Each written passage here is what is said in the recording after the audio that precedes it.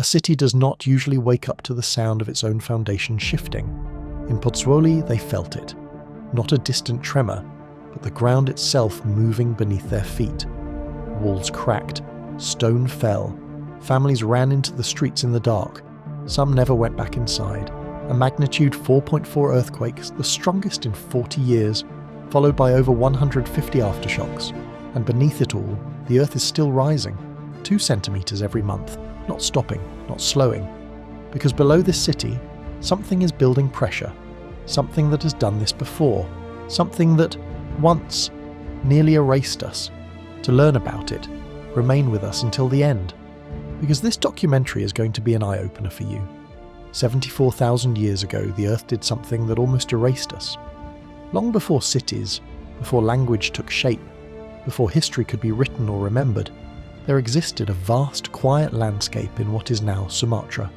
Dense forests stretched across the land, humid air hung heavy, and beneath it all, unseen, silent, and building over millennia, pressure was rising. At the heart of this region lay a system so immense that it did not resemble a volcano in any familiar sense. There was no towering cone, no constant plume of smoke. Instead, it was a vast underground reservoir of molten rock, stretching across tens of kilometers, slowly accumulating energy beyond comprehension. This was Lake Toba, though at the time there was no lake, no visible sign of what it would become. Only a fragile crust separating the surface world from a chamber of magma so large it defies ordinary scale. Then something shifted. Pressure reached a threshold the crust could no longer contain. The Earth fractured, and in a moment that would echo across the entire planet, the system failed. The eruption that followed was not simply an explosion, it was a planetary event. Thousands of cubic kilometers of material were violently expelled into the atmosphere. Rock, ash, and gas launched with such force that they penetrated the upper layers of the sky. The eruption column climbed tens of kilometers high, punching through the troposphere and injecting vast quantities of sulfur dioxide into the stratosphere. The scale is difficult to grasp. This was not a localized disaster, it was categorized in modern terms as a VEI 8 eruption, the highest possible classification, an event so rare that only a handful have occurred in the last several million years. Within hours, the surrounding region was obliterated. Pyroclastic flows, searing clouds of gas and ash moving faster than any storm, swept across the land, incinerating everything in their path. Forests vanished, rivers boiled. Entire ecosystems were erased in minutes, but the true impact had only just begun. As the eruption continued, fine ash spread outward, carried by high-altitude winds. It did not settle immediately. Instead, it circled the globe, drifting across continents, darkening skies thousands of kilometers away. Layers of this ash would eventually be found across South Asia, the Indian Ocean, even as far as East Africa. Above it all, something more insidious unfolded. The sulfur gases released during the eruption underwent chemical reactions in the atmosphere, forming sulfate aerosols, tiny reflective particles that lingered in the stratosphere. Unlike ash, which eventually falls, these particles remain suspended, forming a veil around the planet, and that veil began to change the climate. Sunlight, once uninterrupted, was now partially reflected back into space. The amount of solar energy reaching the surface dropped. Temperatures began to fall, not by a fraction, but by degrees. The exact magnitude remains debated, but evidence suggests a significant global cooling event, what scientists describe as a volcanic winter. Regions that depended on stable seasonal patterns found those patterns collapsing. Growing cycles were disrupted. Rainfall patterns shifted unpredictably. The delicate balance that sustained life was thrown into chaos. The sky itself would have appeared different. Not merely overcast, but dimmed. A muted grey filter stretching across the horizon. Days without true sunlight. Seasons that no longer followed familiar rhythms. Forests once dense and vibrant began to thin. Plant life struggled under reduced sunlight. Photosynthesis slowed. Food chains, dependent on plant productivity, began to unravel from the base upward.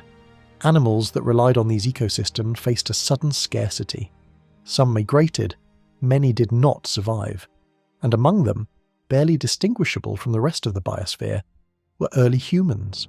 At that time, Human populations were scattered, small and vulnerable. There were no civilizations, no agriculture.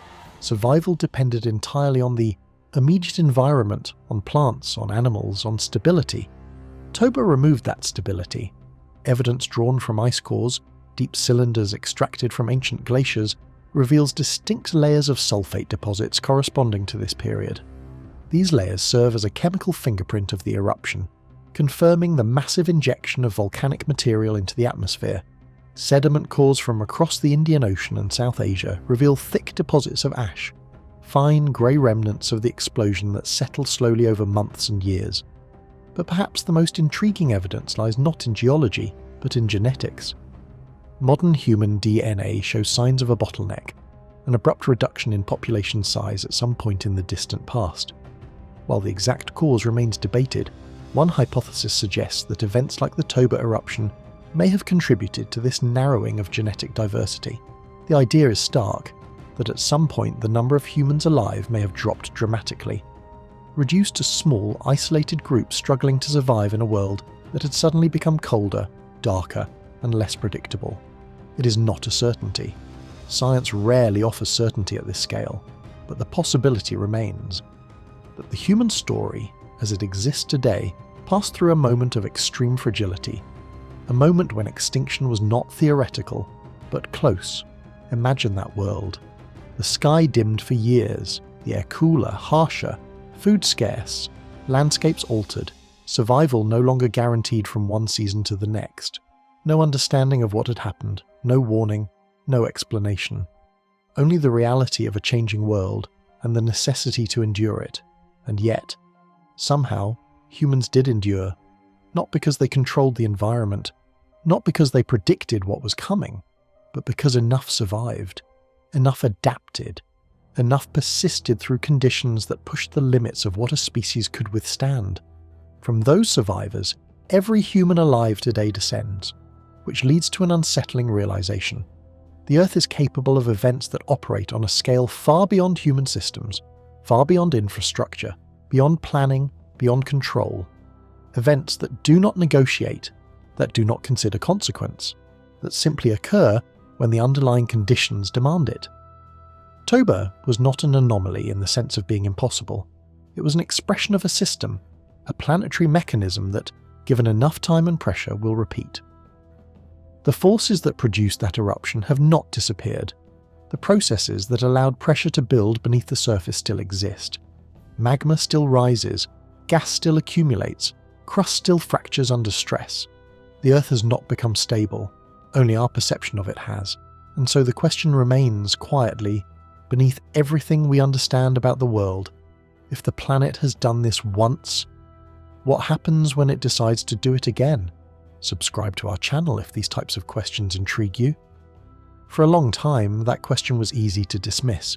It belonged to a distant past, to an Earth that felt more violent, more unstable, more primitive than the one we inhabit today. Toba became a story of survival, not a warning, a relic of a chaotic planet that had, somehow, settled into something more predictable. But that assumption rests on a quiet illusion. Because the forces that created Toba did not disappear when the ash settled. They did not fade with time, nor diminish with human progress. They remain, deep beneath the surface, moving slowly, building pressure across scales that stretch far beyond a human lifetime. Supervolcanoes are not extinct phenomena, they still exist, and more importantly, they are still active. Across the planet there are regions where the Earth's crust is thin, fractured and unstable. Places where magma reservoirs lie not tens, but just a few kilometers beneath the surface. Systems that do not erupt frequently enough to stay in public memory, yet do not remain dormant long enough to be considered safe. One of those systems lies beneath southern Italy, under a region known more for its history, its architecture, its coastline, than for what exists below it. Campi Flegrei. At first glance, there is nothing immediately alarming. No towering peak dominates the horizon. No constant eruption draws attention. Instead, the landscape appears almost deceptively calm. Rolling terrain, scattered craters, vents that release wisps of steam into the air. It is a place that has been inhabited for thousands of years, woven into the fabric of human civilization. But this calm is misleading, because Campi Flegrei is not a single volcano. It is a caldera, a vast collapsed volcanic system formed by eruptions so powerful that they emptied their own magma chambers, causing the ground above to sink inward. The result is a structure that spans approximately 12 kilometers in diameter, a massive basin shaped by catastrophic events in the distant past. And beneath that basin, the system remains active. To understand its significance, it must be placed in context. Campi Flegrei is not isolated. It exists alongside another well-known volcano, Mount Vesuvius, whose eruption in 79 AD buried entire Roman cities beneath ash and stone. That event has become one of the most studied volcanic disasters in history. But Vesuvius, for all its destructive power, is smaller. Campi Flegrei is larger, more complex, and in many ways less predictable. The difference lies in structure. A cone-shaped volcano like Vesuvius channels eruptions through a central vent. Pressure builds and is released in relatively defined ways. Campi Flegrei, by contrast, is a distributed system. Its magma does not reside beneath a single point, but across a broad, shallow reservoir. Eruptions can occur from multiple locations. Pressure can shift, migrate, and accumulate unevenly. It is not a single point of failure. It is an entire region under stress. What makes this system particularly unsettling is not just its geological potential, but its location. Bordering and partially overlapping the caldera is the city of Naples, one of the most densely populated urban areas in Europe. Surrounding it are towns, ports, infrastructure networks, and communities that have grown over centuries, often unaware of the full scale of the system beneath them. Within and around Campi Flegrei itself, hundreds of thousands of people live directly on top of the volcanic structure. Expand the radius outward, and the number rises into the millions. This creates a situation unlike anything that existed at the time of Toba. Then humanity was sparse, scattered, and largely disconnected. The eruption's impact was global, but the population exposed to immediate danger was limited by geography. Now, the situation is inverted. The system is localized, but the population is concentrated and deeply interconnected. Modern cities are not just clusters of buildings. They are nodes in vast networks. Transportation, energy, communication, food supply chains, all dependent on stability. Disrupt one region, and the effects ripple outward in ways that are difficult to contain. Campi Flegrei sits directly beneath such a system, and in recent years it has begun to change. The ground has started to rise, slowly at first, then with increasing consistency. Measurements show uplift occurring at rates of centimeters per month. Over time, this has accumulated into significant vertical displacement, enough to alter the landscape, enough to be measured not just by instruments, but by the people who live there. At the same time, the Earth has begun to fracture, not in a single dramatic rupture, but in sequences, clusters of earthquakes known as seismic swarms, thousands of small quakes punctuated by stronger ones, each representing a release of stress as rock yields to pressure. Individually, many of these events are not catastrophic, but together they form a pattern, a system that is no longer quiet, a system that is adjusting, shifting, responding to forces building below. Scientists monitor these changes continuously.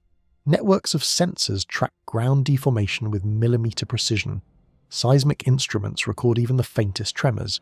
Gas emissions are analysed, temperatures measured, models updated, and yet, despite this level of observation, a fundamental uncertainty remains. Because while these signals indicate change, they do not specify outcome. The ground can rise without erupting. Earthquakes can occur without escalation. Pressure can build and then dissipate. This has happened before. In the early 1980s, Campi Flegrei experienced a period of intense unrest. The ground rose rapidly. Thousands of earthquakes shook the region. Entire communities were evacuated in anticipation of a possible eruption. And then it stopped, abruptly. The system stabilized. The pressure did not culminate in an eruption. Life resumed, and over time, the memory of that crisis faded into history. But what is happening now does not perfectly mirror that past. The rates of uplift are changing, the patterns of seismicity are evolving, and the duration of unrest has extended over decades, not just years. which raises a question that scientists approach with caution but cannot ignore. Is this the same cycle repeating, or the continuation of a process that did not fully resolve? Because if it is the latter, then what is being observed is not a temporary disturbance but a progression, a movement toward a state the system has reached before, and when it reached that state in the past, the result was not subtle. It reshaped the landscape, it altered the climate, it left a mark that is still visible tens of thousands of years later. This is no longer a question confined to deep time. It is no longer a scenario reconstructed from geological records and ice cores. It is a present condition, measured, observed, unfolding. And unlike the people who lived through Toba, we are not entirely blind to it. We have instruments, data, models. We can see the ground rising, we can detect the fractures forming beneath the surface. We can measure the gases escaping from deep within the Earth. For the first time, we are watching a system like this in real time, which leads to a realization that is as unsettling as it is unprecedented. We are not waiting for evidence that something is happening. We already have it. The question is no longer whether the system is active. It is how far that activity will go, and whether what we are seeing now are the early stages of something much larger. To understand that, the focus shifts from what is visible to what is measurable, because in this region, the most important signal is not the earthquakes themselves, nor the steam rising from vents, nor even the subtle changes in temperature. It is the ground. It is rising. Not suddenly, not violently, but steadily, persistently, in a way that is almost easy to overlook, until the numbers are examined closely. This phenomenon has a name, one that has been recorded for centuries, long before modern instruments existed: bradyseism. The term comes from Greek, meaning slow movement. It describes the gradual uplift and subsidence of the Earth's surface over time. In the region surrounding the caldera, this movement has been documented since Roman times. Ancient structures that once stood at sea level are now partially submerged, their columns marked by bands of marine erosion, silent records of land that has sunk and risen repeatedly across centuries. But what is happening now is different in scale and precision. Since the early 2000s, and accelerating more noticeably after 2011, the ground in the central part of the caldera, particularly around the town of Pozzuoli, has been rising. Not by meters overnight, but by millimeters and centimeters each month. That might seem insignificant at first glance, but sustained over years, the cumulative effect becomes substantial. Current measurements indicate uplift occurring at roughly 2 centimeters per month during peak periods. Over nearly 2 decades, this has resulted in a total vertical displacement of approximately 1.3 to 1.4 meters in some locations. The surface of the Earth has physically moved upward by more than a meter. That is not noise, that is deformation. And it is being tracked with extraordinary accuracy.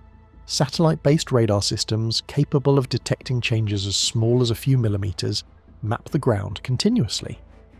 GPS stations anchored into the crust provide real-time data on vertical and horizontal movement. The result is a detailed, evolving image of the caldera, one that reveals not just that the ground is rising, but how it is rising. It is not uniform. The uplift forms a broad, dome-like shape centered around the caldera's interior. The highest rates of elevation occur near the center, gradually decreasing toward the edges. This pattern suggests a source of pressure beneath the surface, pushing upward, deforming the crust in a predictable, measurable way. The immediate question is obvious. What is causing it? At first, the simplest explanation might seem to be magma, molten rock rising toward the surface. And while magma is indeed part of the deeper system, the current evidence suggests something more complex is driving the observed deformation. The key lies in fluids. Deep beneath the caldera at depths of several kilometers, there exists a region where magma interacts with surrounding rock and volatile compounds. As magma cools and crystallizes, it releases gases, primarily water vapor and carbon dioxide. These gases do not remain confined. They migrate upward, moving through fractures and porous rock, entering what is known as the hydrothermal system. This system is essentially a network of hot fluids circulating beneath the surface, occupying spaces within the rock, interacting with minerals, and responding to changes in pressure and temperature. As these fluids accumulate, something begins to happen. Pressure builds, but unlike a rigid container, the Earth's crust is not perfectly sealed. It is fractured, layered, and variable in permeability. Some regions allow fluid to pass through relatively easily, others act as barriers, trapping fluids and allowing pressure to increase. Over time, as more gas enters the system, the pressure within these confined spaces rises. The rock responds, it deforms. Not catastrophically at first, but elastically, stretching, bending, accommodating the increasing force from below. This deformation propagates upward, eventually reaching the surface, where it manifests as uplift. This is bradyseism in its modern, measurable form. But the process does not stop there. As pressure continues to build, the stress on the surrounding rock increases. Eventually, it exceeds the strength of the material. When that happens, the rock fractures. These fractures serve two purposes. First, they release some of the built-up pressure, allowing fluids to move into new pathways. This release is what generates earthquakes, small, localized shifts as the crust adjusts to the changing stress.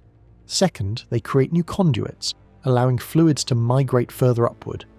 In some cases, this leads to the formation of fumaroles, vents where steam and gases escape at the surface. But the system is dynamic. As fluids move and pressure drops locally, minerals begin to precipitate out of solution. Silica and other compounds deposit along the fracture walls, gradually sealing them. This reduces permeability again, trapping fluids, allowing pressure to build once more. What emerges is a cycle: pressure accumulation, rock deformation, fracture, fluid release, resealing, and then repetition. This cycle can continue over varying timescales, months, years, even decades. It explains why the ground can rise and fall over long periods without necessarily leading to an eruption. It also explains why the system can remain in a state of unrest without reaching a definitive outcome. But there is a critical detail that changes how this process is interpreted: the rate. When uplift occurs slowly and stabilizes, the system may be balancing itself, releasing pressure as quickly as it builds. But when uplift accelerates, when the rate increases and sustains, it suggests that pressure is accumulating faster than it can be released. That is what makes the current situation significant. The observed rates, approaching 2 centimeters per month, are not unprecedented, but they are high. They are comparable to periods in the past associated with intense unrest. And importantly, they are not occurring in isolation. They coincide with increasing seismic activity and changes in gas emissions, multiple signals, all pointing in the same direction. The Earth is not simply adjusting, it is responding to something building beneath it. To visualize this, it helps to abandon the idea of the ground as static. Instead, imagine it as a flexible surface, stretched over a pressurized system. As pressure increases, the surface bulges upward. It does not break immediately, it deforms, storing energy, redistributing stress. The Earth in this context is not shaking randomly, it is inflating. And inflation in any physical system implies input. Energy is being added, material is being introduced, pressure is increasing. The question then becomes not whether the ground is rising. It clearly is. But what the ultimate limit of that rise might be. Because every material has a threshold, a point at which elastic deformation gives way to failure. In geological systems, that failure can take many forms. It might be a release of pressure through increased fracturing, stabilizing the system temporarily. It might be a gradual decline in uplift as the driving forces diminish. Or, under certain conditions, it could transition into something more abrupt, something that does not relieve pressure slowly, but releases it rapidly. The data alone does not determine which outcome will occur. It only defines the current state of the system. A system in which pressure is increasing, a system in which the surface is deforming, a system in which the ground beneath a densely populated region is moving upward month after month. But the rising ground is only the surface expression of this process, a visible consequence of something far more complex and far less accessible. Because the real dynamics, the interactions between magma, fluids, rock and pressure, are unfolding kilometers below, in an environment that cannot be observed directly. And it is there, in that hidden system, that the most important changes are taking place. Because as the ground rises, something else is happening alongside it, something less visible at first, but far more revealing when examined closely. The Earth is beginning to crack, not in a single, catastrophic rupture, but in countless small failures distributed across the caldera. These are not isolated events. They occur in clusters, in sequences, in patterns that unfold over hours, days, and months.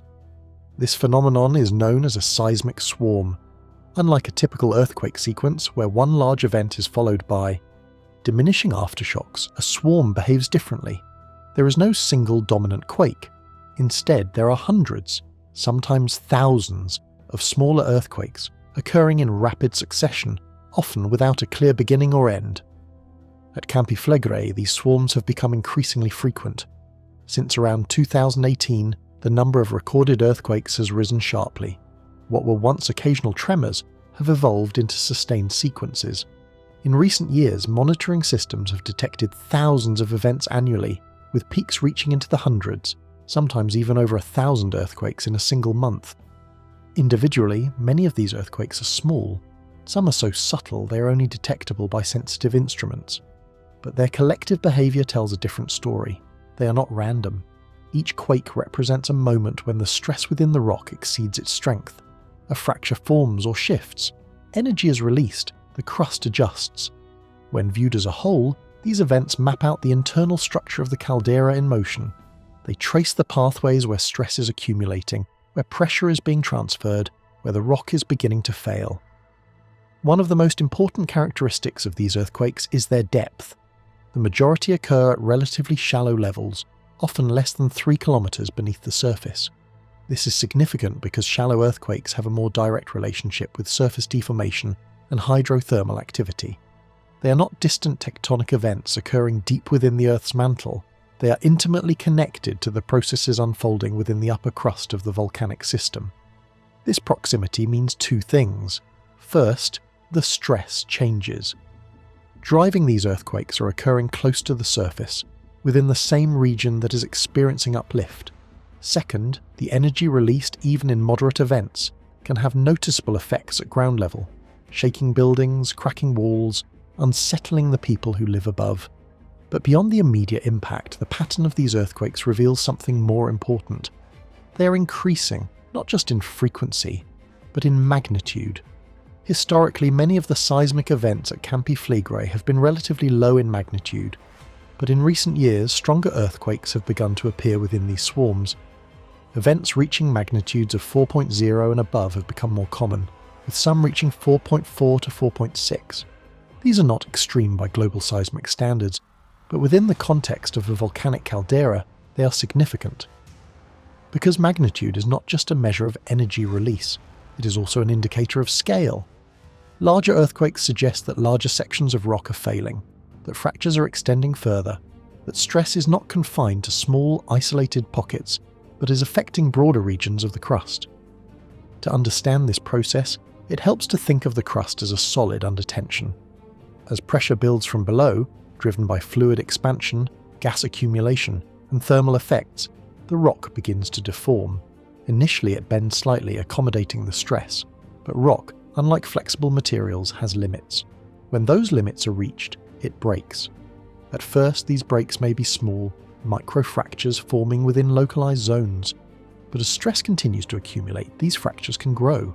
They can extend, link together, and interact with existing fault lines that already exist within the caldera structure. Campi Flegrei is not a uniform block of rock. It is a complex network of faults, fractures, and geological boundaries formed over tens of thousands of years. Some of these structures were created during past eruptions. Others are remnants of tectonic processes. Many are inactive under normal conditions. But under increasing stress, they can be reactivated. When that happens, the nature of the seismic activity changes. Instead of isolated, random fractures, the system begins to exhibit coordinated behavior. Earthquakes align along specific khutut of weakness. Clusters form in predictable regions. Patterns emerge that reflect the underlying architecture of the crust. This is what has been observed in recent data. Seismic events are not scattered randomly across the caldera. They tend to concentrate in zones where stress is highest, often corresponding to known fault systems. Over time, these clusters can migrate, indicating that pressure is moving through the system, redistributing itself as conditions evolve. This migration is critical. It suggests that the system is not static.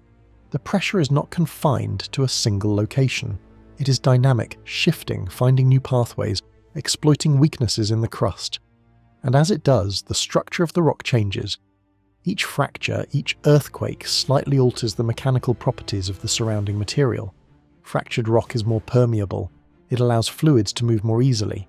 This, in turn, can lead to further pressure changes, triggering additional fracturing. A feedback loop begins to form. More pressure leads to more fractures. More fractures lead to increased fluid movement.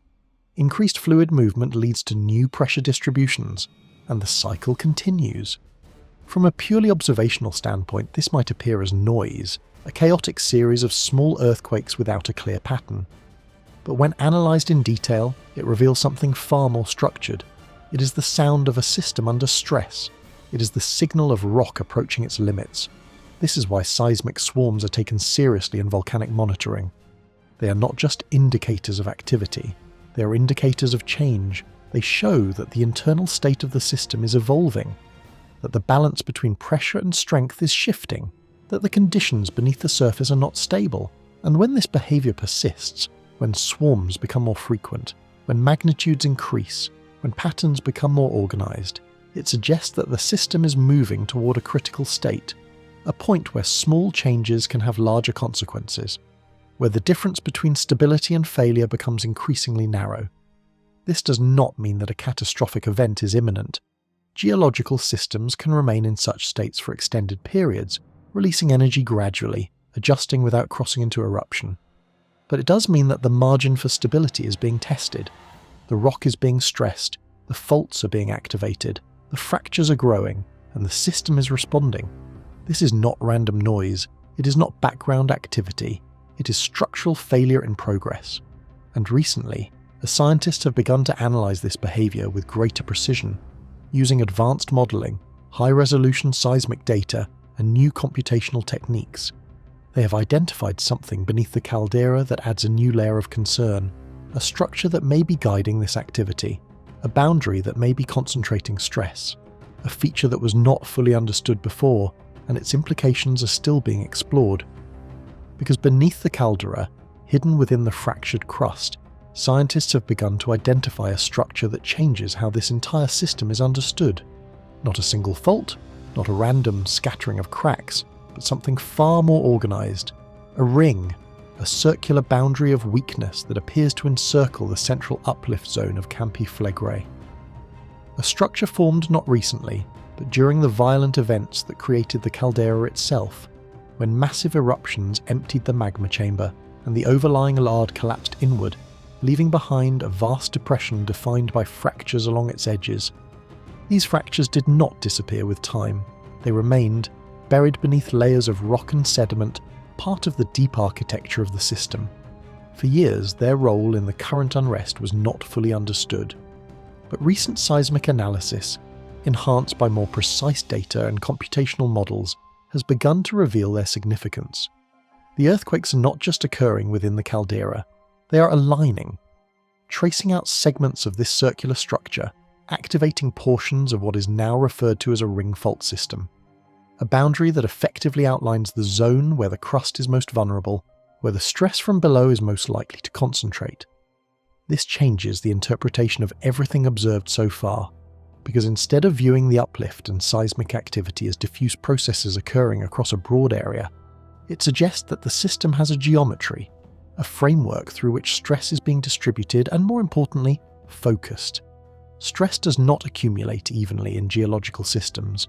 It seeks out weaknesses, zones where the rock is already fractured, where resistance is lower, where failure is more likely. The ring fault represents such a zone, a pre-existing line of weakness inherited from past eruptions, now being reactivated under modern conditions. As pressure builds beneath the caldera, driven by fluid expansion, gas accumulation and thermal processes, it does not push upward uniformly. Instead, it interacts with this structure, channeling stress toward the ring, concentrating forces along its circumference. This is where the seismic swarms become particularly important. When earthquakes cluster along this boundary, they are not simply releasing pressure randomly, they are indicating that the ring fault is being activated, that stress is not just present, but being. organized, focused into a structure capable of transmitting and potentially amplifying it. And within this structure, something critical begins to occur. Fractures begin to grow. At first, these fractures are small, localized breaks in the rock, often only a few meters or tens of meters in extent. Each earthquake represents one such failure. But as stress continues to accumulate, these fractures can extend. They can intersect with neighboring fractures. They can begin to connect. This is the key concept. Small fractures do not remain isolated indefinitely. Under sustained stress, they evolve, they propagate, they link together, and when enough of them connect, they form larger continuous pathways through the rock. This process is not unique to volcanic systems. It is a fundamental behavior observed in materials under stress. From microscopic cracks in metals to large-scale faults in the Earth's crust, the principle is the same. Failure does not always occur in a single instant. It often develops progressively through the accumulation and interaction of smaller failures. At Campi Flegrei, this raises a critical question. Are these fractures beginning to link? The data provides hints, but not definitive answers. Some sequences suggest that earthquakes are occurring in close spatial proximity, potentially indicating that fractures are extending in similar directions. In some cases, the timing of events implies that one fracture may be influencing another, triggering nearby failures as stress is redistributed. But the resolution is limited. The subsurface cannot be observed directly. Scientists rely on indirect measurements, seismic waves, ground deformation, gas emissions, to infer what is happening kilometers below.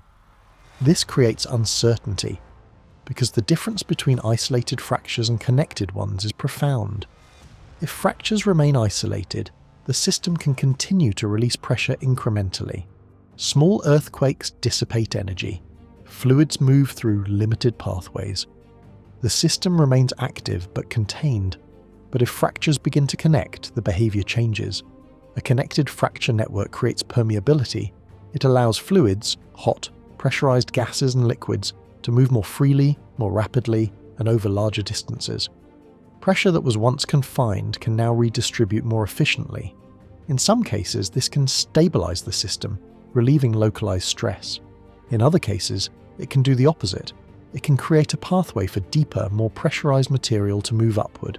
And this is where the role of the ring fault becomes critical. If the ring fault, or segments of it, become sufficiently fractured and connected, it could act as a conduit. A structural boundary that not only concentrates stress but also facilitates movement of fluids, of gases, potentially even of magma. This does not mean that an eruption is inevitable. Geological systems are capable of complex feedbacks that can both amplify and dampen activity. Increased permeability can release pressure and reduce the likelihood of catastrophic failure. But it also introduces the possibility of rapid change, because once a pathway exists, the dynamics of the system can shift. Pressure can move faster, stress can redistribute more abruptly, and the time between cause and effect can shorten dramatically. This is the transition scientists are watching for. The shift from a system dominated by slow accumulation and localized release to one where connectivity allows for larger scale responses. It is not a single moment, not a clear line that can be drawn on a graph. It is a threshold, a point at which the behavior of the system changes qualitatively. Below that threshold, the system adjusts. Above it, the system can reorganize. And once that reorganization begins, predicting its outcome becomes far more difficult. Because the variables multiply, the interactions become nonlinear. Small changes can produce disproportionately large effects. This is why the question of fracture connectivity is so important. Not because it confirms an eruption, but because it defines the system's potential, whether it remains in a state of controlled unrest, or whether it evolves into something more dynamic, something less predictable, something capable of transitioning from pressure to rupture. And once that threshold is crossed, the behavior of the system is no longer governed by gradual processes alone. Events can accelerate, feedback loops can intensify, and the pace at which the situation develops can change in ways that are difficult to anticipate. Because there is a point in every stressed system where gradual change gives way to something else, a point where the accumulation of pressure, the growth of fractures, and the weakening of structure converge into a new state, one that behaves differently from everything that came before it. In the study of volcanic systems, this idea has been explored in depth by researchers such as Christopher Kilburn, whose work focuses on how materials fail under prolonged stress. His analysis of Campi Flegrei introduces a concept that is both precise and deeply unsettling: a critical state, or more plainly, a breaking point. To understand what this means, it is necessary to move beyond the idea of earthquakes and uplift as isolated phenomena, and instead view the crust as a material undergoing progressive damage. Rock, despite its apparent solidity, is not immune to fatigue. When subjected to repeated stress, whether from pressure, temperature changes, or fluid movement, it does not remain unchanged. Microscopic cracks form within its structure. These cracks may be too small to detect individually, but over time they accumulate. Each fracture slightly reduces the strength of the material. Each cycle of stress and release leaves the rock weaker than before. This is not a sudden process. It unfolds gradually, often over years or decades, but its effects are cumulative. The more the system is stressed, the more damage it sustains, and the more damage it sustains, the less capable it becomes of resisting further stress. At Campi Flegrei, this process is already underway. The ground has been rising for years, indicating sustained pressure from below. Seismic swarms have fractured the crust repeatedly, altering its internal structure. Fluids have moved through these fractures, depositing minerals, sealing some pathways while opening others. The system has not returned to a stable baseline, it has continued to evolve. From a mechanical perspective, this means the crust is not the same as it was before the current phase of unrest began. It is weaker. At the same time, the forces acting upon it are increasing. Pressure continues to build within the hydrothermal system. Gases accumulate. Thermal energy is transferred upward. The balance between stress and strength, the fundamental equation governing structural stability, is shifting. Stress is rising. Strength is falling. And somewhere between these two trends lies the critical state. This is not a single moment that can be pinpointed with precision. It is a condition, a range in which the system becomes increasingly sensitive to small changes. In this state, the relationship between cause and effect becomes non-linear. Minor variations in pressure or structure can produce disproportionately large responses. In practical terms, this means that the system can behave unpredictably. A small increase in pressure might trigger a series of earthquakes larger than anything observed previously. A minor change in fluid flow could alter the distribution of stress across the caldera. The system becomes less stable, not in a dramatic, obvious way, but in a subtle shift in how it responds to internal forces. This is what Kilburn describes as the approach to failure. Not failure as a single catastrophic event, but as a transition into a regime where failure becomes increasingly likely. And once this state is reached, an important consequence follows. The exact timing of any major event becomes impossible to determine. This is one of the most challenging aspects of volcanic monitoring. Instruments can measure deformation, seismicity, gas emissions. Models can simulate possible scenarios, but none of these tools can predict the precise moment when the system will cross from stability into rupture. Because that moment is not defined solely by measurable variables. It is defined by the internal condition of the material itself, a condition that cannot be observed directly. This uncertainty is not theoretical. It is grounded in the history of the caldera. In the early 1980s, Campi Flegrei entered a phase of intense unrest. The ground rose rapidly, by several centimeters per month. Thousands of earthquakes shook the region. Entire neighborhoods were evacuated. The situation appeared to be escalating toward an eruption, and then, unexpectedly, it stopped. The uplift slowed. The seismic activity declined.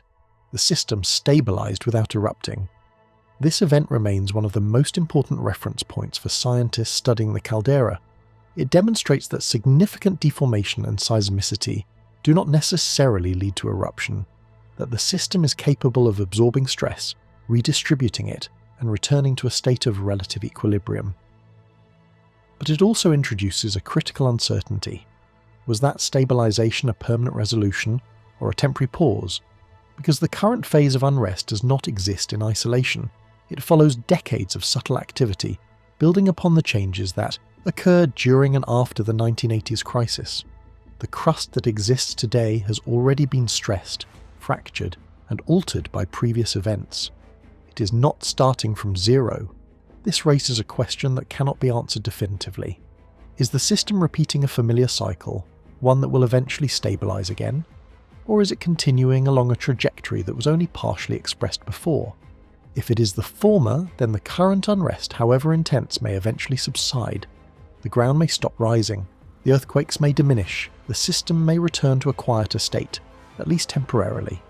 But if it is the latter, then what is being observed is not a repetition, but a progression, a movement closer to the conditions required for a different kind of response, one that does not end with stabilization, one that moves beyond deformation.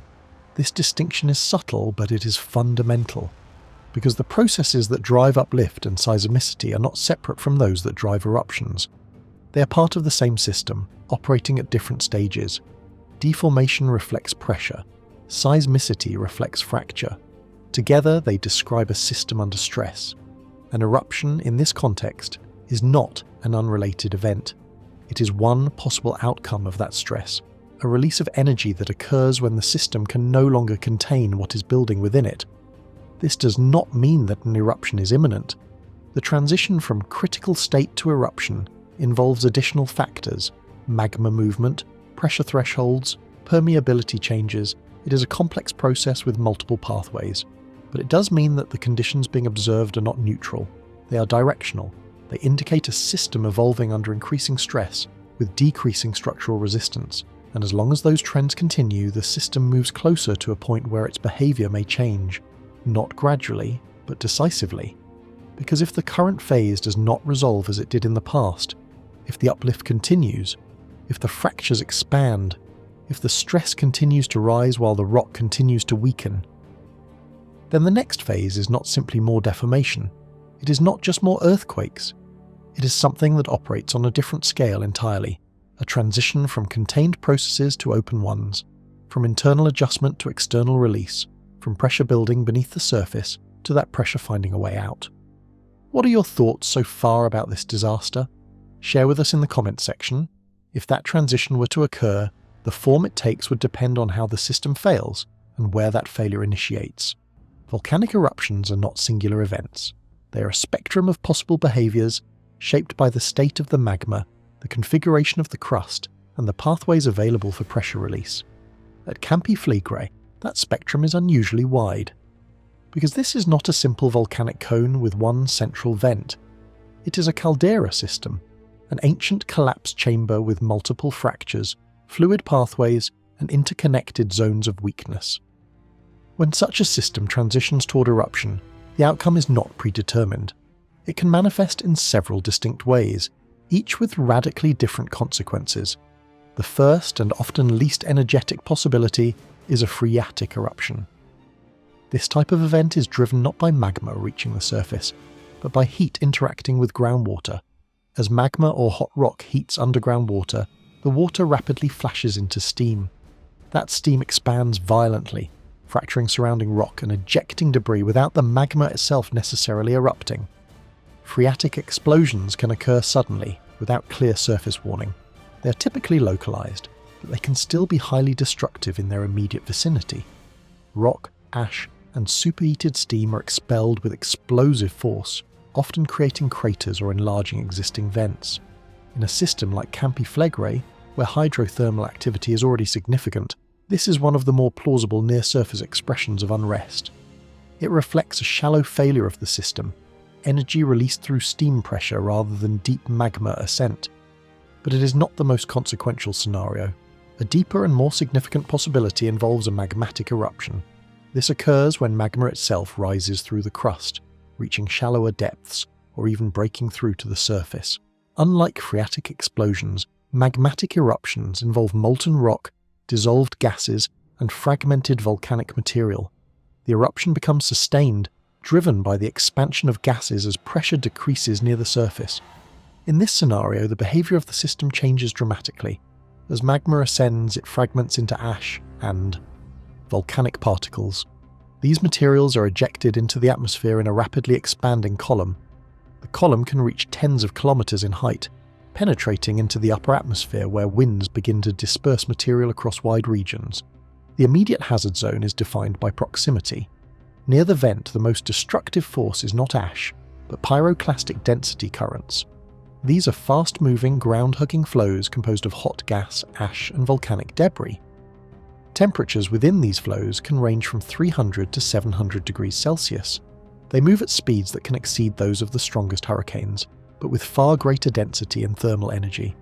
They do not behave like wind. They behave like a fluidized avalanche of heat and rock. Anything in their path is subjected to instantaneous destruction. Structures collapse not just from impact, but from thermal shock. Organic material is incinerated. Even durable infrastructure is overwhelmed by the combined force of heat and momentum. In a large caldera eruption scenario, these flows would radiate outward from the eruption center, following topography, valleys, and low-lying areas. They can travel several kilometers from the vent in a matter of minutes, leaving behind zones of complete devastation. Above this ground-level destruction, ash begins to accumulate. A volcanic eruption column does not remain stable indefinitely. As it rises, it cools, expands, and eventually collapses under its own weight. When this happens, additional pyroclastic flows are generated, spreading laterally from the collapsing column. This process can repeat multiple times during a single eruption phase. At the same time, ash is carried into the atmosphere. Fine volcanic particles are transported by wind currents, dispersing over regional and potentially continental scales depending on eruption magnitude and atmospheric conditions. Unlike the immediate destruction of pyroclastic flows, ash fallout is slower but far more widespread. Ash is not simply dust, it is abrasive, dense, and electrically charged. It can collapse roofs under accumulation. It can contaminate water supplies. It can infiltrate mechanical systems from engines to power grids. Even relatively thin layers can disrupt transportation and communication infrastructure. For nearby urban centres, the consequences would be severe. The city of Naples sits within close proximity to the caldera. In an eruption scenario involving significant pyroclastic activity, parts of the city would be exposed to immediate hazards depending on wind direction, eruption scale, and vent location. Infrastructure networks, roads, ports, electrical systems would be subjected to cascading failures. But Naples is not an isolated system. It is part of a densely connected regional network that includes surrounding towns, transportation corridors, and industrial zones.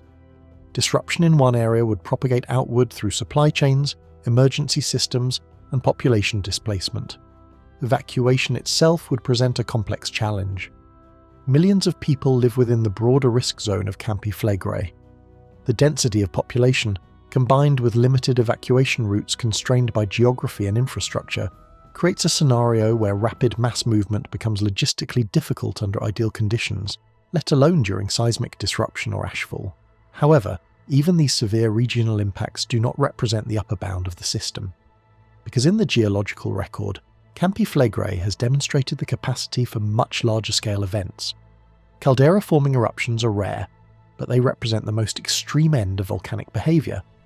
In such scenarios, the eruption is not confined to a single vent or localised area. Instead, the system releases a massive volume of material from the magma chamber, causing widespread collapse of the surface above it. This type of event reshapes the landscape itself. But whether the current system is capable of such an outcome in the present configuration is a matter of ongoing scientific uncertainty. Most monitored activity suggests that if an eruption were to occur, it would likely be smaller in scale than the largest events in the system's geological history. However, even smaller eruptions in densely populated areas can produce disproportionately large human and infrastructural consequences. This is where the scientific tension becomes unavoidable, because the physical processes being observed, uplift, seismic swarms, gas emissions, are not abstract indicators. They are the same processes that precede eruptions in other volcanic systems. But they do not map cleanly onto a single outcome. They indicate potential, not certainty. And that distinction matters, because the same system that can produce localized steam-driven explosions can, under different conditions, produce sustained magmatic eruptions, and under yet more extreme conditions, it can evolve into large-scale structural failure.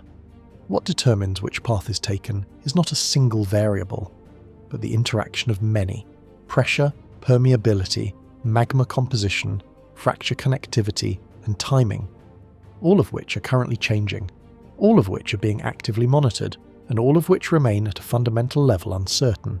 What is known is that if the system continues to evolve toward instability, the nature of the hazard changes rapidly. Small precursory events can escalate, localized activity can become regional, and the timescale between warning signs and eruption can compress dramatically. But destruction, even in its most immediate form, would not be contained by geography alone, because volcanic eruptions do not only affect the ground they rupture, they affect the atmosphere above it.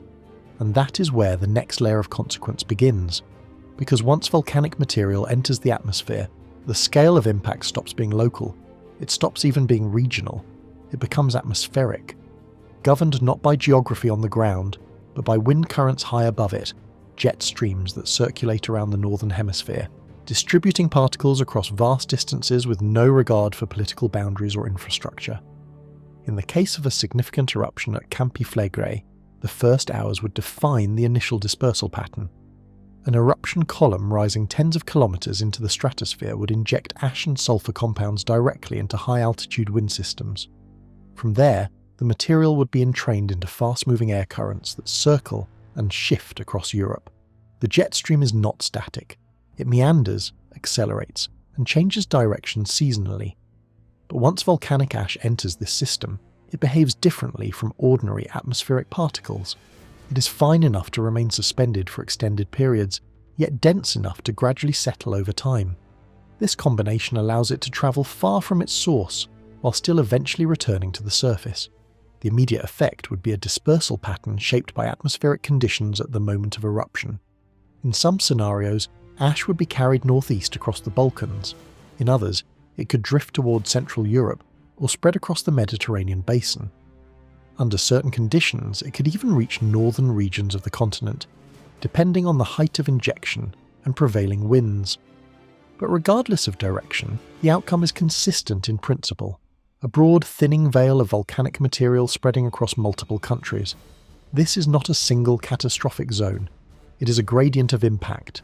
Closest to the eruption, ashfall would be dense enough to collapse roofs, block roads, and render outdoor environments immediately hazardous. Farther away, the ash would become finer, less visible, but still highly disruptive. Even thin layers of volcanic ash can create significant problems for modern systems. Agriculture is one of the first sectors to experience large-scale stress. Crops are not designed to function under reduced sunlight and abrasive particulate deposition. Ash can coat leaves, reducing photosynthesis efficiency by blocking light absorption and interfering with gas exchange. It can alter soil chemistry, changing pH levels and introducing minerals that disrupt nutrient cycles. In some cases, it can physically damage young plants, breaking delicate structures under its weight. If this occurs during critical growing seasons, the impact is amplified. Entire harvest cycles can be disrupted or lost, not just locally but across multiple regions if atmospheric distribution is widespread enough. But the agricultural impact is only one dimension. The more subtle and potentially more far-reaching effect is the reduction in sunlight. Volcanic ash and sulfur aerosols in the upper atmosphere reflect and scatter incoming solar radiation.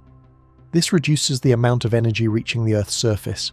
The result is a measurable cooling effect, sometimes referred to in climate science as a volcanic winter, depending on the scale of the eruption and the volume of sulfur dioxide injected into the stratosphere. Even a moderate reduction in solar radiation can alter temperature gradients, shift weather patterns, and disrupt seasonal cycles. In agricultural regions dependent on stable climate conditions, this can cascade into reduced yields, delayed planting seasons, and increased vulnerability of food systems already operating near capacity. The historical record provides context, though not a perfect comparison. In 2010, the eruption of Eyjafjallajökull disrupted air travel across Europe for days, grounding thousands of flights and exposing the sensitivity of modern aviation systems to even relatively small amounts of ash.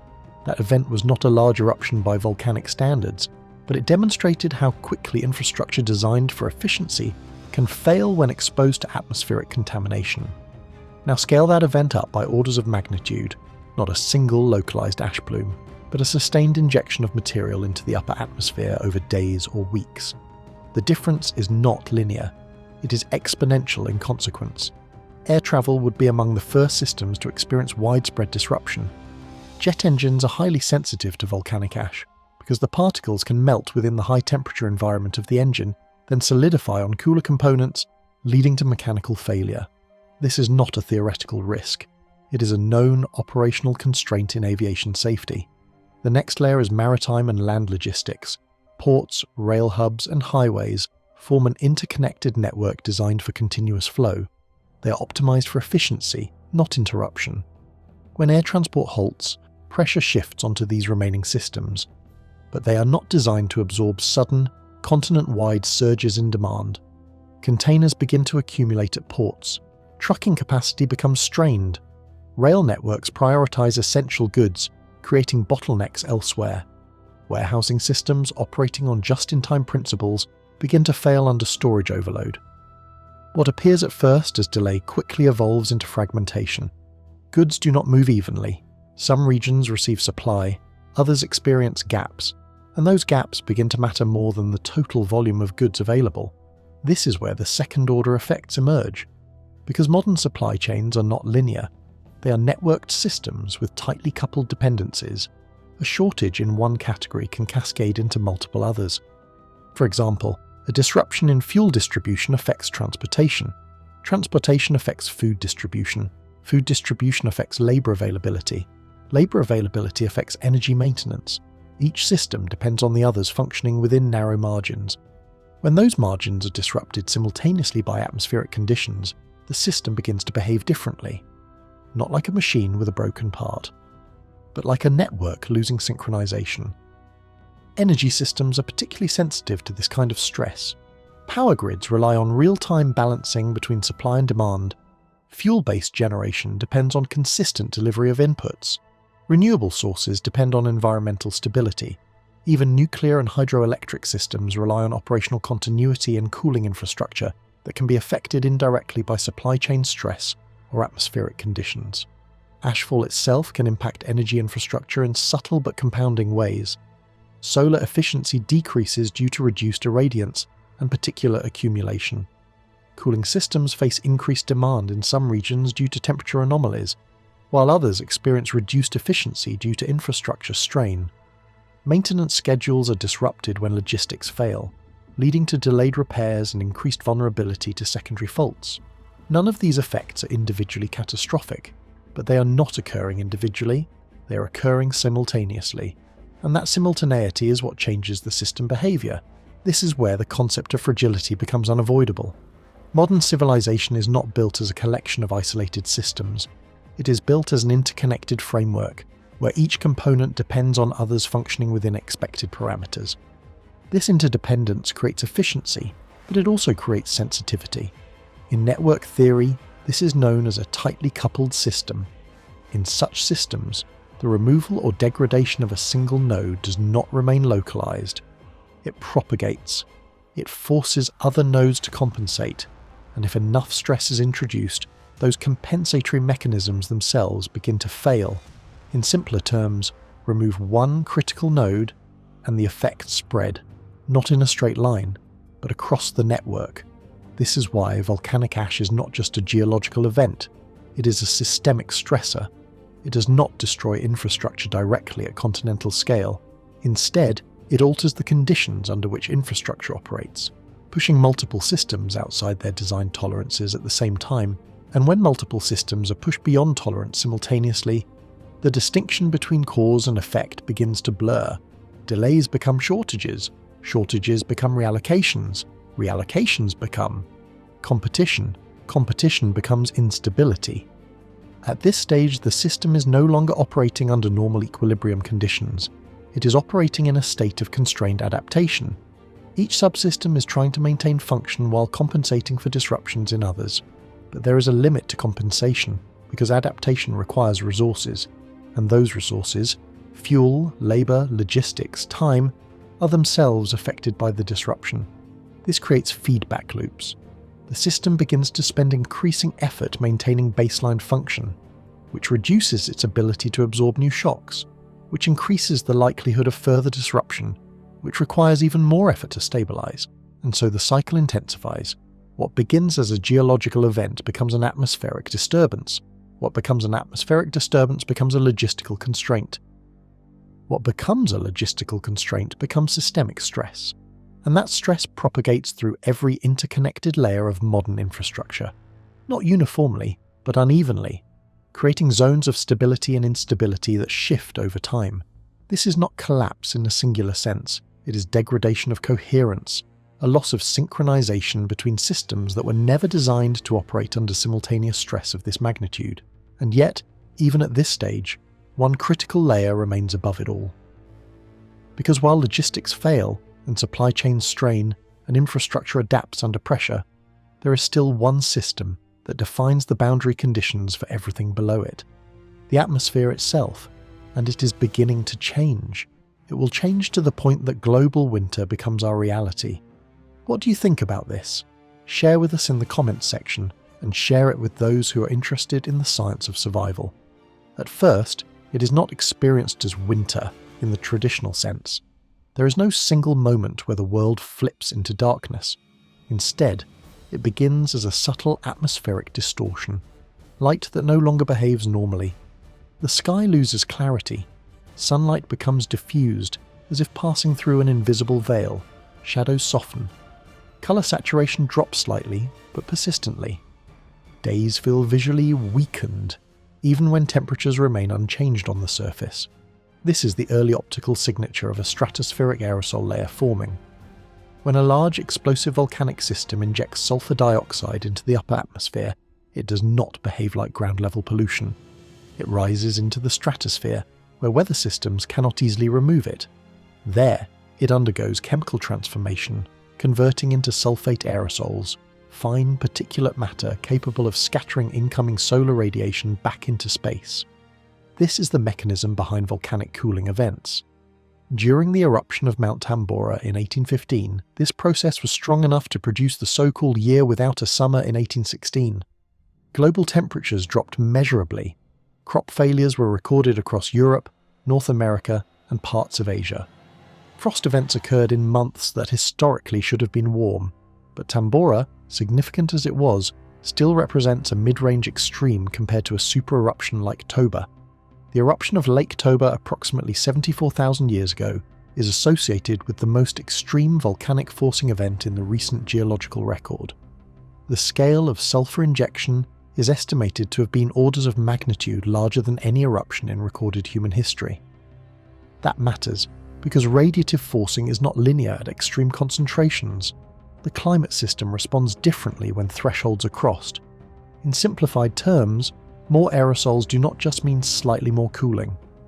They can alter atmospheric circulation patterns themselves. The result is not just temperature reduction, but reorganization of climate behavior. In Toba's case, paleoclimate reconstructions suggest a significant global cooling event lasting several years, potentially longer in regional systems.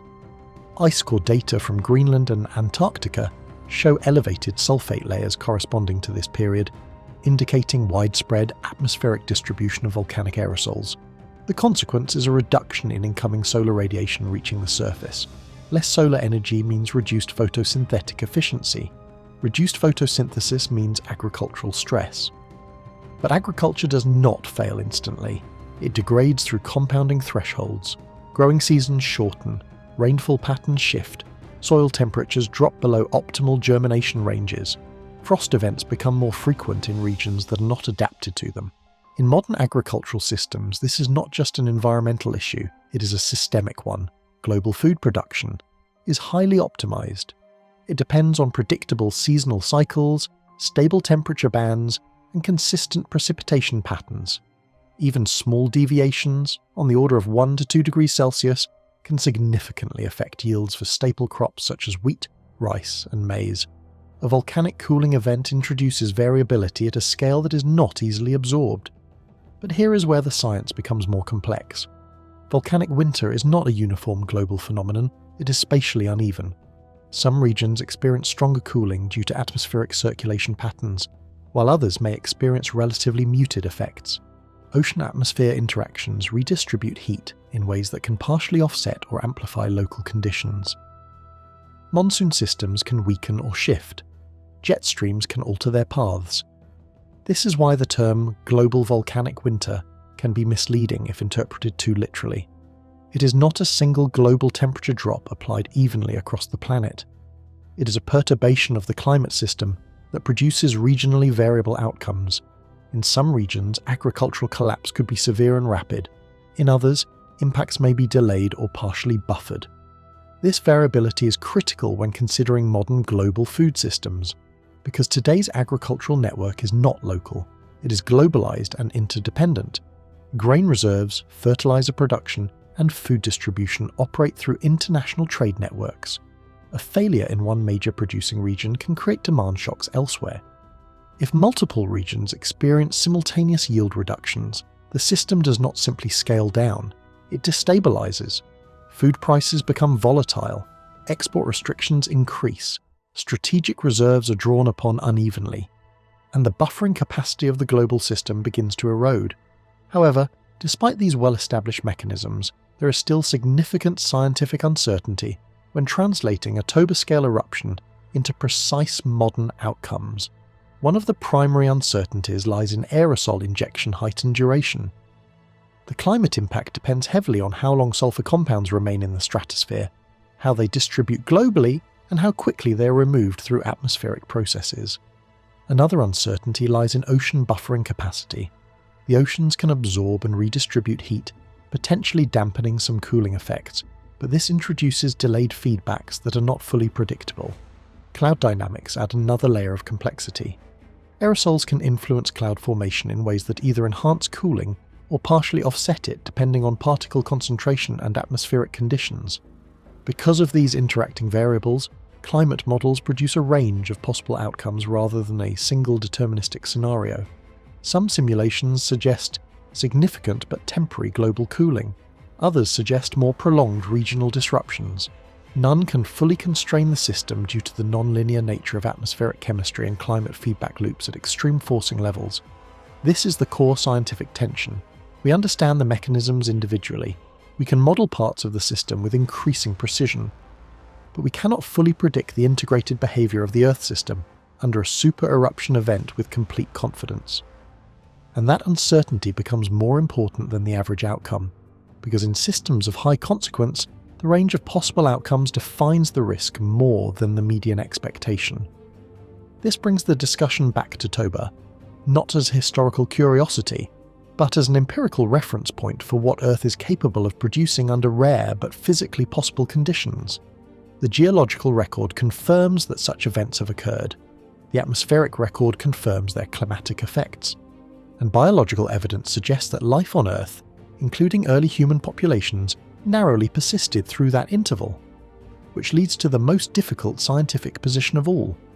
Even with modern instrumentation, satellite monitoring, and atmospheric modelling, we still cannot precisely bound the full range of outcomes of a comparable event today. We can describe the mechanisms, we can estimate probabilities, we can simulate scenarios, but we cannot fully eliminate uncertainty. And that leaves one unresolved fact standing beneath all the models, all the data, and all the theory. Even now, with everything we know about volcanic aerosols, climate feedbacks, and global systems, we still cannot say with certainty how far the atmosphere would actually go if it were pushed again to that extreme.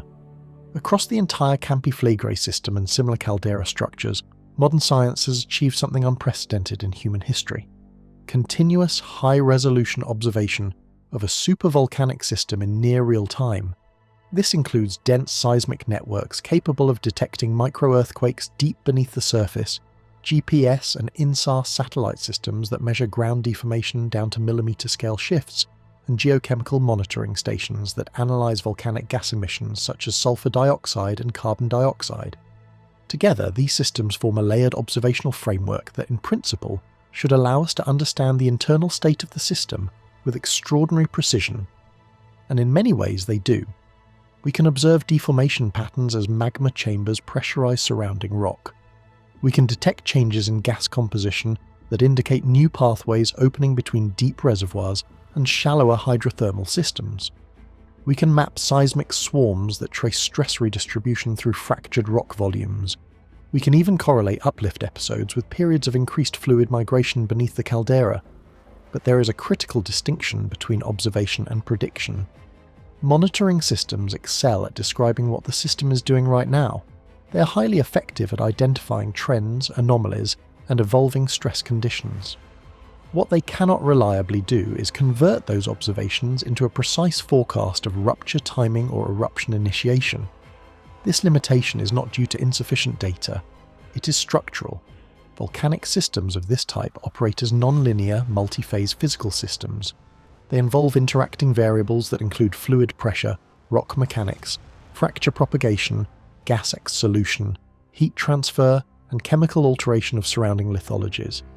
Each of these processes evolves on different timescales and responds differently to changing boundary conditions. In such systems, small variations in initial conditions can produce significantly different outcomes. This is not theoretical abstraction. It is a measurable property of complex geophysical systems approaching critical thresholds. As stress accumulates, rock does not fail gradually in a smooth, predictable curve. It behaves in a threshold-dependent manner. Microfractures form and close. Fluids migrate unpredictably through newly opened pathways. Pressure redistributes through heterogeneous rock units with varying strength and permeability. At certain points, the system may stabilize temporarily despite increasing internal energy. At other points, it may accelerate rapidly toward failure. This is why the same observable signals, uplift, seismicity, degassing, can correspond to different internal states depending on how those signals are distributed spatially and temporally. A key example is seismic swarms. Thousands of small earthquakes beneath a caldera might indicate fracturing of brittle rock above a pressurizing magma body. But they might also represent hydrothermal fluid movement without magma ascent. From a purely statistical perspective, the signals can appear similar even when the underlying physical processes differ significantly. Similarly, ground uplift measured through GPS or satellite interferometry tells us that volume is increasing beneath the surface, but it does not directly specify whether that volume change is due to magma intrusion, volatile accumulation, hydrothermal pressurization, or a combination of all three. Even gas emissions, often considered one of the most diagnostic indicators of volcanic behaviour, are subject to ambiguity. Carbon dioxide flux may increase due to deeper magmatic degassing, or it may reflect changes in permeability that allow previously trapped gases to escape. Without a fully constrained subsurface model, interpretation remains probabilistic rather than definitive. This is the central constraint of volcanic forecasting. The system is only partially observable. We're not looking at a closed mechanical structure where all variables can be measured directly. We're observing the surface expressions of a deep, dynamic, and partially inaccessible system. Because of this, prediction models rely heavily on thresholds and analogues. Scientists compare current behaviour to historical precursors of past eruptions, both within the same system and across similar caldera environments globally.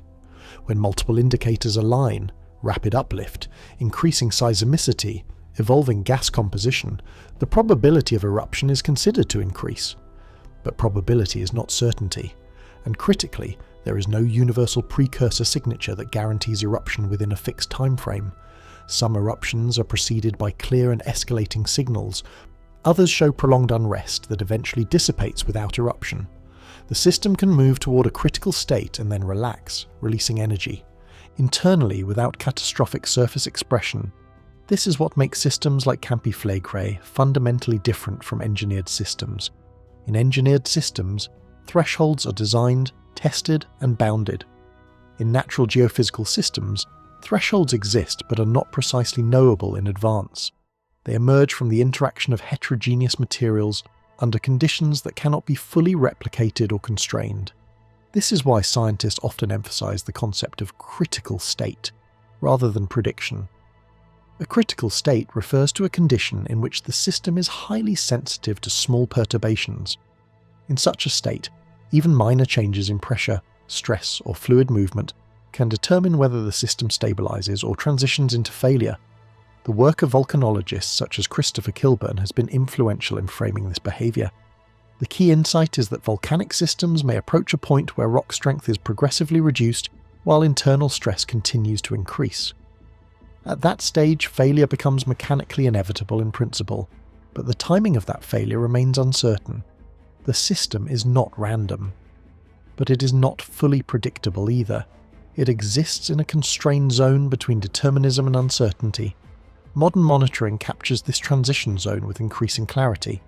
We can now observe when a system is entering a period of sustained unrest. We can identify when deformation rates accelerate beyond background levels. We can detect when seismicity becomes more clustered, shallow, and frequent. We can track when gas emissions shift in composition and volume. But what we cannot do is translate those signals into a precise temporal prediction of eruption onset. This is not a failure of instrumentation, it is a limitation of the system itself, which leads to a deeper scientific and philosophical tension.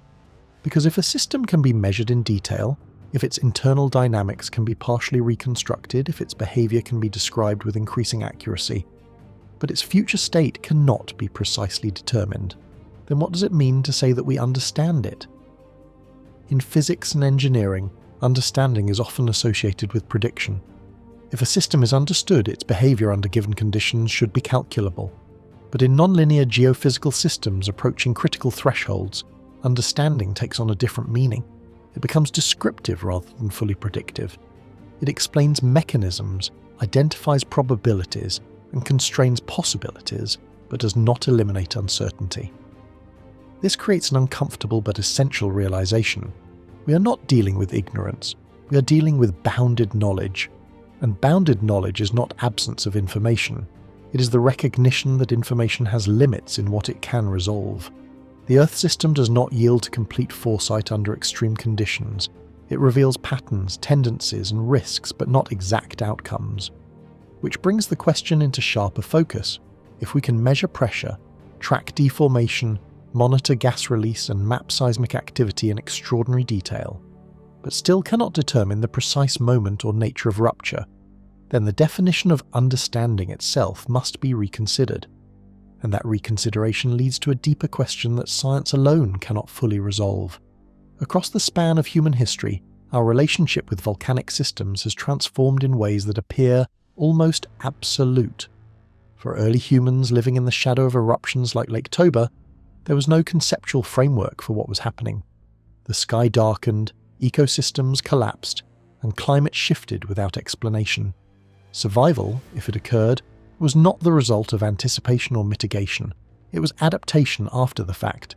There was no forecasting, no instrumentation, no theoretical model of atmospheric forcing or aerosol radiative effects. The system was experienced purely through its consequences. Modern humanity, by contrast, occupies a radically different informational position. We have satellite-based geodesy, capable of tracking ground deformation at millimeter resolution. We have global seismic networks that can detect and locate earthquakes occurring kilometers beneath the surface. We have gas spectrometry systems that measure volcanic emissions in real time.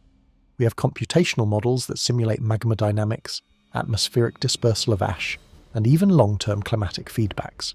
From a purely informational perspective, the difference seems absolute. We are no longer blind observers of planetary-scale processes. We're continuously measuring them, and yet, when we move from observation to outcome, the gap between ancient and modern, reality narrows in a way that is uncomfortable. Because despite the increase in data, resolution, and computational power, the fundamental nature of uncertainty has not been eliminated. It has been refined. The modern volcanic monitoring system can tell us that a caldera is inflating. It can quantify uplift rates, identify seismic swarms, and track evolving gas signatures. It can even compare current behavior to historical precursors and estimate probabilities of eruption within certain time windows. But it cannot convert that information into deterministic control over the system. This distinction is critical. Knowledge, in the scientific sense, refers to the ability to describe and model a system's behavior. Control, however, requires the ability to influence that system's trajectory in a precise and reliable way. In volcanic systems, especially large caldera systems, knowledge has advanced dramatically. Control has not. We can observe pressure building beneath the surface. We can infer when rock is fracturing, when fluids are migrating, and when stress is redistributing through the crust. But we cannot intervene at depth to relieve that pressure in a predictable or safe manner. The system remains fundamentally beyond direct mechanical regulation. This is where the illusion emerges. Because the presence of detailed information creates an implicit cognitive assumption that more information should eventually translate into predictability, and predictability into control. But in nonlinear geophysical systems, this assumption breaks down. The reason is structural. Volcanic systems like Campi Flegrei are not linear machines. They are multi-phase heterogeneous environments operating near critical thresholds. They involve interacting feedback loops between rock mechanics, fluid dynamics, thermodynamics, and geochemistry. Each subsystem evolves at different rates and responds non-linearly to stress accumulation. In such systems, additional information does not necessarily reduce uncertainty in a proportional way. Instead, it refines the range of possible outcomes without collapsing them into a single, deterministic path. This is why two systems with similar observable signals can diverge dramatically in outcome. One may progress toward eruption, another may stabilize and return to background activity. The surface signals alone may not be sufficient to distinguish between these trajectories until relatively late in the process. This is not a failure of science, it is a feature of complex systems operating near instability, and it reveals a deeper asymmetry between measurement and intervention. Measurement scales with technology. Intervention does not scale in the same way. We can deploy increasingly sophisticated instruments to observe subsurface processes, but we cannot apply equivalent precision forces at depth to alter those processes in a controlled manner. The Earth's crust is not an accessible engineering system. It is a dynamic, self-organizing structure whose internal conditions are only partially reachable. This is where modern capability reaches its boundary. We can describe what is happening with increasing fidelity, but we cannot necessarily change what is about to happen. Historically, this distinction was less visible. In the absence of data, uncertainty was attributed to ignorance. It was assumed that more knowledge would eventually resolve ambiguity. But as monitoring systems have improved, a different reality has become clear. The ambiguity is not solely informational, it is intrinsic to the system itself. Even with complete surface-level data, the subsurface remains partially inferential. Even with high-resolution models, parameter uncertainty persists. Even with historical analogues, no two volcanic systems evolve identically. This means that decision-making in volcanic risk environments is not based on certainty. It is based on probabilistic thresholds, risk tolerance, and scenario planning. Authorities do not wait for certainty of eruption. They respond to increasing likelihoods, shifting indicators, and escalating unrest patterns. But at no point is there a definitive moment where the system transitions from safe to unsafe in a mathematically precise way. There are only gradients of increasing risk. This creates a fundamental psychological tension in how modern societies interpret scientific information, because we expect precision from systems that are inherently imprecise at critical boundaries. We expect prediction in a domain that only offers probabilistic forecasting. We expect control in a domain that only allows observation, and this expectation gap produces what can be described as the illusion of control, not in the sense that knowledge is meaningless, but in the sense that knowledge is often mistaken for mastery. We know more about volcanic systems than at any point in human history. We understand their internal mechanisms, their chemical signatures, their physical thresholds, and their climatic impacts. We can reconstruct past eruptions with increasing accuracy and model potential future scenarios with sophisticated computational tools. But none of this eliminates the fundamental constraint. The system still evolves according to internal dynamics that are not fully accessible, not fully linear, and not fully predictable. Which brings the comparison between ancient and modern humans into sharper focus. Ancient populations faced ignorance without recourse. Modern populations face partial knowledge without control. The difference is not absolute safety, it is improved situational awareness within a still unbounded system. This is the paradox at the core of modern geophysical science. We have transformed unknowns into quantified uncertainties, but we have not removed uncertainty itself, and that leads to the unresolved question that remains after all measurement, all modelling, and all analysis. If knowledge alone does not guarantee control over outcomes, then what exactly determines survival when the system crosses its critical threshold? If we return to the eruption of Lake Toba, the most difficult scientific problem is not the magnitude of the event itself, but the fact that survival occurred at all. The geological signal suggests a system capable of injecting enormous quantities of sulfur and ash into the stratosphere, driving global-scale climatic perturbations. Ice core proxies and tephra deposits indicate widespread atmospheric contamination and a significant radiative forcing event. Ecosystems would have been placed under simultaneous thermal, ecological and atmospheric stress, and yet despite this, Homo sapiens persisted. This creates an immediate interpretive tension, because from a systems perspective, a Toba-scale eruption should have pushed human populations toward near-extinction thresholds. Genetic bottleneck hypotheses have been proposed specifically because of this apparent contraction in effective population size during that period. While the exact magnitude of the bottleneck remains debated, the directionality is consistent with severe demographic stress. But what matters more than the bottleneck itself is the mechanism of survival. There was no warning system, no geological monitoring, no atmospheric modelling, no coordinated evacuation, no preemptive relocation based on predictive science. Human populations did not respond to anticipation of risk.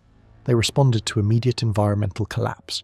Survival, in that context, was not engineered. It was emergent. And emergence under extreme stress conditions is rarely uniform. It depends on local variability, microclimates, geographic refugia, ecological diversity, access to freshwater systems, and the stochastic distribution of ash and climatic disruption.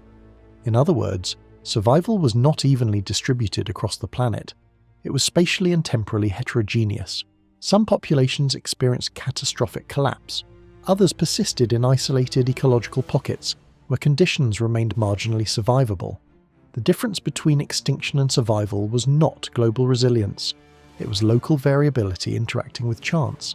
This is where the concept of luck enters scientific discourse, although it is a term that must be handled carefully. In formal terms, luck is not a causal mechanism. It is a label we apply to outcomes that arise from complex systems where initial conditions, local heterogeneities, and stochastic processes cannot be fully reconstructed or predicted. In the Toba scenario, luck is not randomness in a philosophical sense. It is the product of extreme system complexity operating beyond observational resolution. Fast forward to the present. Modern civilization does not face the same informational void. We have volcanic observatories, satellite-based deformation monitoring, and real-time geochemical analysis. We can identify unrest phases in systems such as Campi Flegrei with increasing precision. We can model potential eruption scenarios and simulate ash dispersion across continents. We can, in principle, design evacuation strategies. But the existence of planning does not guarantee effectiveness at the scale required for a super-eruption event. The critical variable is not whether evacuation plans exist, it is whether they can be executed within the temporal and logistical constraints imposed by the system. A caldera-scale eruption does not necessarily provide long, stable lead times. Volcanic systems can transition from elevated unrest to eruption on timescales that are not uniform or predictable. Some precursory phases last years, others escalate rapidly after prolonged periods of relative stability. This temporal uncertainty is central to risk management failure modes, because evacuation is not a static process. It is a dynamic logistical operation that depends on infrastructure continuity, transportation availability, public compliance, and real-time coordination across multiple governance levels. If those systems are simultaneously stressed by precursor activity, seismic swarms, ground deformation, infrastructure disruption, then the evacuation capacity itself becomes degraded at the moment it is most needed. This introduces a structural paradox. The stronger the warning signals become, the more likely it is that the systems required to respond to those warnings are already under strain. In addition, scale fundamentally changes the nature of feasibility. Evacuation is a localized strategy that works under bounded spatial conditions. It is effective when the affected population is limited and when transport corridors remain functional. But in a scenario where multiple countries or entire continental regions are affected by ash dispersal, airspace closure, and infrastructure disruption, evacuation may not scale linearly. It becomes not just a question of moving people out of danger zones, but of relocating critical systems of survival. Food distribution networks, energy infrastructure, medical supply chains, and governance continuity structures. And these systems are deeply interdependent. Removing one element from this network does not simply relocate risk, it redistributes it. This leads to a difficult conclusion in risk modelling. Even with advanced monitoring and early warning systems, there may exist scenarios in which full-scale evacuation is not operationally achievable within the required timeframe, not because the science fails, but because the system being protected is itself the system required to execute the protection. This is the essence of systemic fragility under extreme stress conditions. Modern civilization is optimized for efficiency under stable conditions. It is not optimized for large-scale, discontinuous disruption originating from geophysical systems operating beyond human control thresholds. Which brings us back to the comparison with Toba. Ancient populations did not survive because they planned correctly. They survived because, across a wide range of environmental outcomes, some spatial and ecological configurations remained marginally viable. Survival was distributed unevenly across geography and circumstance. In modern terms, we might describe this as stochastic resilience, survival emerging from variability rather than uniform protection. This is where the concept of luck becomes unavoidable again, not as mysticism, but as a descriptor of unresolved variance in system outcomes. Because even if modern science improves prediction accuracy, reduces uncertainty windows, and enhances response coordination, there remains a residual range of outcomes that cannot be fully controlled, and that residual space is where survival is ultimately determined, not entirely by planning, not entirely by knowledge, and not entirely by preparation. Which leads to a final uncomfortable realization. Even in a world of advanced monitoring systems and predictive models, there is still a boundary where deterministic control ends and probabilistic outcome begins. And in that boundary region, survival may depend on variables that cannot be fully engineered, fully optimized, or fully predicted. Variables that emerge from interaction, timing, and circumstance. And that raises the final question that no amount of scientific precision can completely resolve.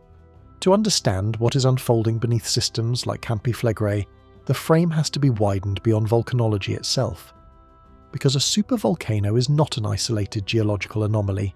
It is an expression of a planetary system that is continuously in motion, thermally, mechanically, chemically. The crust is not static, the mantle is not inert, the atmosphere is not independent. Each layer interacts with the others through energy transfer, mass movement, and feedback loops that operate on timescales ranging from seconds to millions of years. Within that structure, humans are not external observers standing safely outside the mechanism. We are embedded within it. The modern tendency is to treat Earth as a stable platform upon which civilization operates. Cities, infrastructure, and economies are often implicitly modelled as if they exist on a fixed background. Geological processes are acknowledged, but they are usually placed into a separate conceptual category, something that happens to the system rather than something that the system is, continuously composed of. But physically, that separation does not exist. The lithosphere is deforming under tectonic stress at all times. Magma is continuously generated in partial melt zones within the mantle. Volatile gases migrate through fracture networks in the crust. The atmosphere is constantly exchanging energy with the surface through radiation, convection, and chemical interaction. Even the biosphere plays an active role in altering atmospheric composition and surface chemistry. Earth is not a static stage, it is a dynamic system. And within that system, humans are a relatively recent and highly adaptive biological layer that has expanded rapidly into nearly every habitable environment on the surface. This distinction matters because it changes the direction of causality. It is tempting to assume that human systems have become dominant forces shaping planetary behaviour, and in certain domains, climate forcing, land use change, atmospheric composition, that is partially true. Human activity now influences global systems at measurable scales, but that influence does not override the deeper geophysical structure of the planet. Tectonic processes do not respond to economic systems. Magma chambers do not adjust their pressure dynamics based on population density. Caldera systems do not stabilize because nearby cities are vulnerable. The direction of constraint is asymmetric. Human systems are constrained by Earth systems more fundamentally than Earth systems are constrained by human systems. This is the underlying reality of events like volcanic unrest. The system does not negotiate. It does not adapt to human vulnerability in a functional sense. It evolves according to physical laws governing heat transfer, rock deformation, and fluid dynamics. What changes is not the system's behaviour. What changes is our exposure to it. As populations expand into geologically active regions, exposure increases. As infrastructure becomes more centralised and interconnected, dependency increases. As systems become more optimised for efficiency, margin for disruption decreases. This creates a paradox of modern development. The more advanced a civilization becomes in terms of technological integration and efficiency, the more sensitive it can become to large-scale environmental disruption. Not because it is weaker in absolute terms, but because it operates with reduced redundancy. Redundancy is a form of resilience. Distributed systems can absorb shocks through alternative pathways. Highly optimized systems, by contrast, often remove redundancy in favor of efficiency. Supply chains minimize excess inventory. Energy systems balance real-time demand. Urban systems concentrate populations into dense hubs for economic and logistical advantage. Under stable conditions, this structure is highly effective. Under extreme disruption, it becomes vulnerable to cascading effects. This is where volcanic systems re-enter the picture, not as isolated hazards, but as stress tests for planetary-scale organisation. A caldera-scale eruption does not interact with a single sector of human activity. It interacts with multiple systems simultaneously: atmospheric circulation, transportation networks, agriculture, energy production, and communication infrastructure. And because these systems are interdependent, the effect is not additive. It is systemic. One disruption amplifies another, not in isolation, but through feedback loops that propagate across domains. This is why Earth system behaviour cannot be reduced to single event analysis. A volcanic eruption is not just a geological incident. It is a coupled Earth system perturbation with cascading implications across physical, biological, and human-built networks. Within this framework, humans are not external decision-makers responding to Earth events from a distance. They are components within the system that is being perturbed. This is a critical shift in perspective, because it means that resilience is not only a matter of preparedness, but of structural compatibility between human systems and planetary dynamics. If a system is tightly coupled to environmental stability, then environmental instability becomes a systemic vulnerability multiplier. This is not theoretical, it is observable in past events. Climatic perturbations, volcanic winters, and abrupt environmental shifts consistently produce disproportionate impacts on highly interconnected societies compared to less integrated or more spatially distributed populations. The reason is not that modern systems are inherently fragile in a general sense. It is that they are optimized for a specific range of operating conditions. Outside that range, performance degrades rapidly because internal dependencies begin to fail simultaneously. This brings the discussion back to the fundamental position of humanity within Earth's structure. We're not operating above it, we're operating inside it. Every system we construct, cities, agriculture, energy, communication, is ultimately embedded in a planetary framework that defines the boundary conditions of stability. Temperature ranges matter because they are constrained by atmospheric physics. Food production depends on soil chemistry and climate stability. Infrastructure depends on geological and hydrological predictability. Even technological systems depend on material extraction processes rooted in geologic formations. Everything traces back to Earth system behaviour, which means that when Earth system behaviour shifts outside expected bounds, the impact is not localised, it propagates through every dependent layer. This leads to a deeper realisation about adaptation. Adaptation is not a final state. It is a continuous process of alignment between a biological and technological system and a larger geophysical system that is constantly evolving. Humans do not exist in equilibrium with Earth. They exist in constant negotiation with it. That negotiation can appear stable for long periods, but stability is always conditional. It depends on maintaining environmental parameters within ranges that support existing infrastructure and biological needs. When those parameters shift significantly, adaptation is required at scale. But adaptation has limits. It depends on time, resources, and the ability to reorganize systems faster than external conditions change.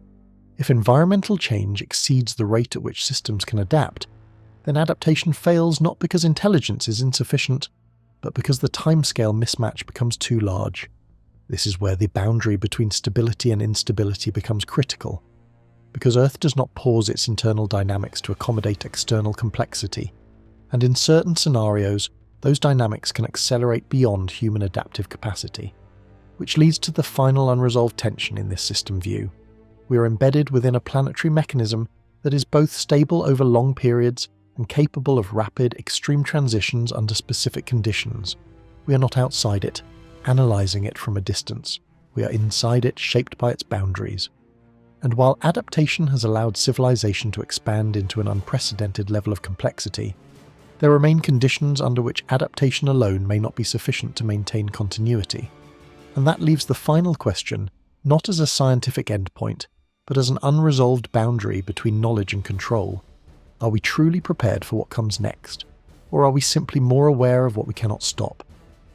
If this journey through our past helped you understand what it takes to survive, subscribe to Science of Survival. We release new documentaries every week, exploring extinction, adaptation, and the fragile line that keeps humanity alive.